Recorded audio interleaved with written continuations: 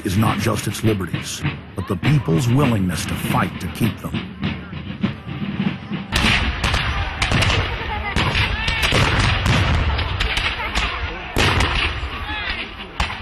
Hundreds of other nations have had much larger populations and greater resources, but have never produced 1/10 of the wealth, science, and art that the United States has. Why? In America, you had an amazing situation because you had the founding fathers who figured out that they could deconstruct the monarchy in such a way and then reproduce it with the three primary branches of government in a way that would create checks and balances and separation of powers. So you could have room, therefore, for individuals to work within the context of a cooperative, which is a democratic system of government, but it would still have enough room for individuals to rise up and become profitable and self-sustaining and rich in the pursuit of happiness without becoming dictatorial.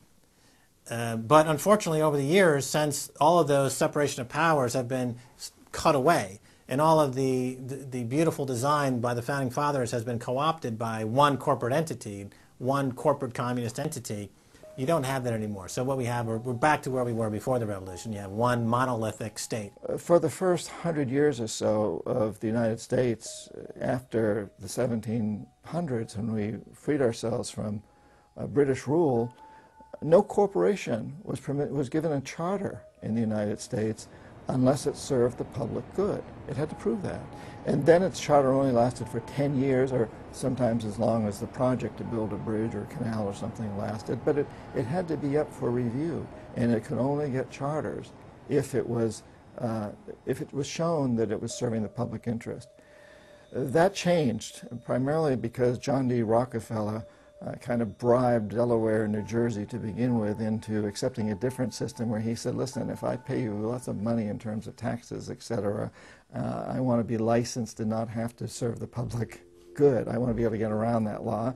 And state after state after state changed at that point. In the United States, our Constitution and Bill of Rights recognizes that individuals have innate freedoms that can never be taken away by any government.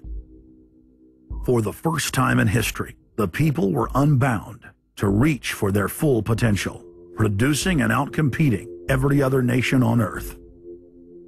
The rights of free speech, self-defense, private property, due process of law, and many others ignited a revolution in human development that threatened the despotic rule of monarchs and tyrants worldwide. But the corrupt elites had studied history. They knew that great civilizations could only fall from within. They know from previous experience and history that civilizations come and go and dwindle. They know the reasons why they come and go. Isn't the only hope for the planet that the industrialized civilizations collapse? Isn't it our responsibility to bring that about? Morty Strong, founder of the UN Environment Program, from his opening speech, Rio Earth Summit, 1992. Maurice Strong is the man who said that they would never allow another country to rise up as powerful as America. It will never be allowed to happen again. And he said the best thing we can do is to tear down all the factories, all the top commerce of the United States, and level it and give it back to nature. So that was the advice from this character, who has tremendous power at the United Nations and was picked up and groomed by Rockefeller himself. Over the past decades, since the Kennedy assassination approximately, you've had an ongoing oligarchical transformation of virtually every country in the world. And in the United States, it's taken the form of an oligarchical counter-revolution against the reforms of the 1930s, with the Wall Street interest asserting itself as more and more dominant. And once bankers and oligarchs have power, the things that they do, you could call them a policy. You could call it something like a tropism. It's like the way a plant responds.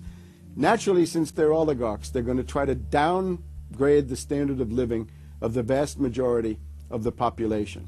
They're going to claim that the world is overpopulated, that industrialization, industrial pollution, and overpopulation are the main problems that face the world.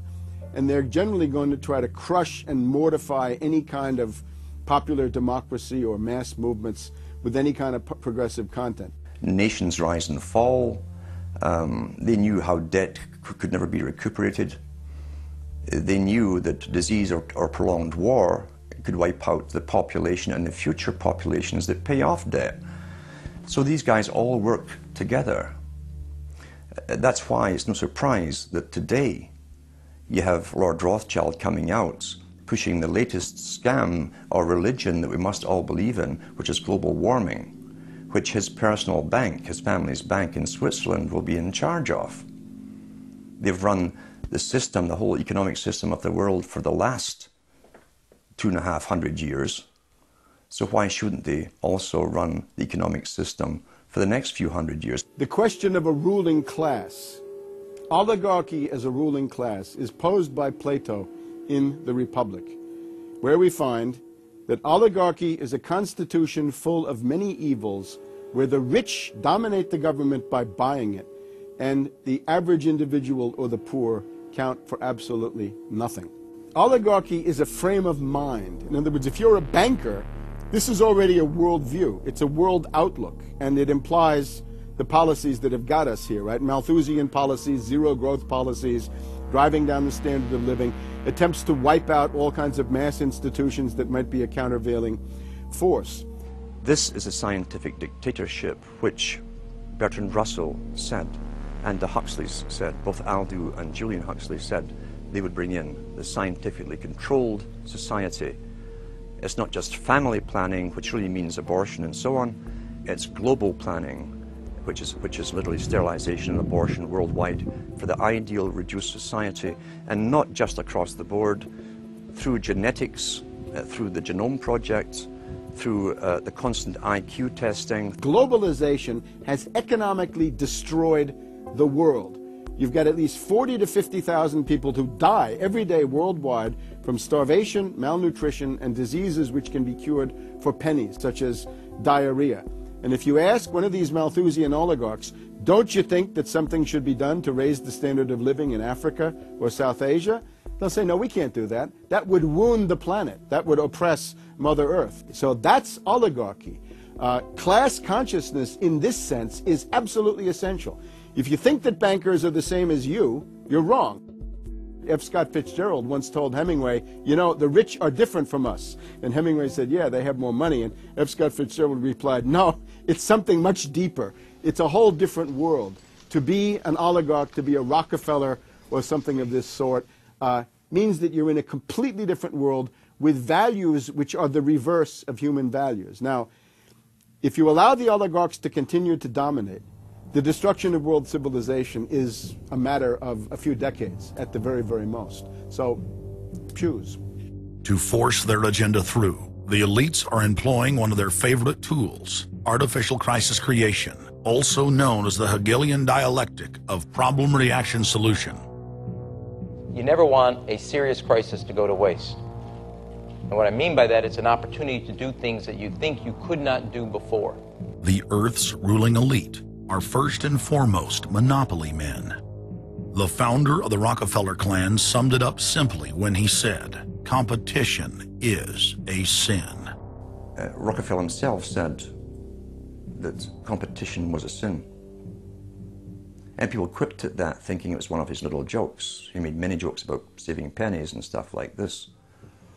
But in reality, he was telling you a truth, that competition to a man like him, who worked for a much larger organization, competition truly was a sin.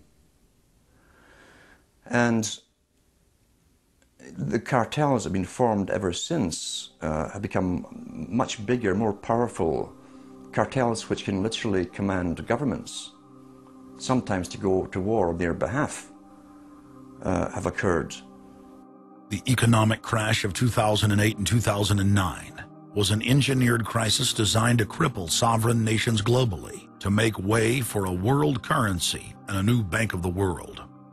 China's holding, what, 1.5 trillion worth. All over the world, they're holding U.S. currencies. They want to get out of them in a way where they're not going to lose on their investments. There's going to be a world currency. There's going to be a new reserve currency. They're going to push it through the IMF. That's going to be the banksters that are going to be in charge of it. It's going to happen, and it's going to happen sooner rather than later. There was also a question to Geithner, do you think that the U.S. dollar ought to be replaced? And he blew it. He had a moment of candor where he said, yeah, we're considering that. So on that day, the dollar went down 1% within a couple of minutes. Chinese government proposal about a global currency and about the IMF regulations, the new IMF idea about the general agreements to borrow and having a faster ability to disperse to the emerging market. As I understand this proposal, it's a proposal designed to increase the use of the IMF's special drawing rights. We're actually quite open to that suggestion. Timothy Geithner's comment about global currency is not off the table because it's not off the table and it's going to come. The whole world is ready to bail out of bucks. They just want to do it in a way where they're not going to lose on their investments. That's all that's going on. All the people around the world